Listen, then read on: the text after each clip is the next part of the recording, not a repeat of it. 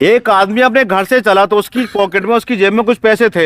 उसने ऊपर वाले से दुआ मांगी कि जो मेरी जेब में पैसे हैं अगर वो डबल हो गए तो मैं उसमें से 5 रुपए दान कर दूंगा। भाई साहब उसकी जेब के पैसे डबल हो गए तो उसने 5 रुपए इस आदमी को दान कर दिए। अच्छा भाई। 5 रुपए दान करने के बाद पहली बार उसकी जेब में फिर कुछ पैसे बचे। उसने फिर दुआ मांगी कि अब जो मेरी जेब में पैसे बचे हैं अगर ये भी डबल हो गए तो मैं 5 रुपए फिर दान कर दूंगा। ऊपर वाले ने ऐसा करा, उसकी दुआ कबूल कर ली। दूसरी बार भी उसकी जेब के पैसे डबल हो गए तो उसने 5 रुपए दूसरी बार में भी दान कर दिए।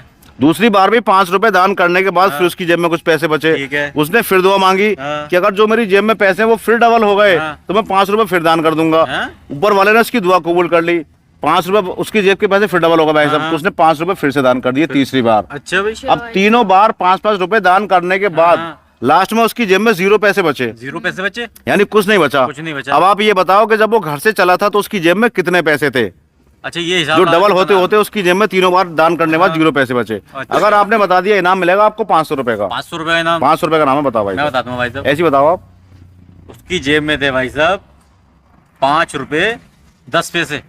5 रुपए 10 पैसे।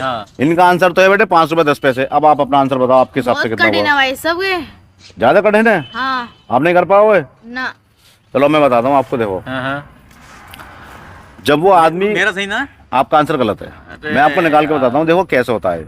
कैसे होता? जब वो आदमी अपने घर से चला तो उसकी जेब में थे 4 रुपए 37.5 पैसे। 4 रुपए। तो इसे कैसे मानूं भाई? उसने दुआ मांगी कि मेरी जेब के पैसे डबल हो जाएं, यानी गुणा 2। ठीक। तो मैं 5 रुपए दान करूंगा। ये हो गए 8 रुपए 75 पैसे। 8 रुपए 75 पैसे। उसने भाई साहब 5 रुपए दान कर दिए। ठीक है। फिर उसकी जेब में बचे 3 रुपए 75 पैसे। 75 पैसे। उसने फिर से दुआ मांगी कि अब जो मेरी जेब में पैसे हैं अगर वो डबल हो गए तो मैं फिर 5 रुपए दान कर दूंगा। फिर उसकी जेब के पैसे डबल हो गए तो जब इस डबल हो गए तो ये बने 7.5 रुपए। 7.5 रुपए। इसने फिर 5 रुपए दान कर दिए तो इसकी जेब में बचे 2.5 रुपए, 2 रुपए 50 पैसे।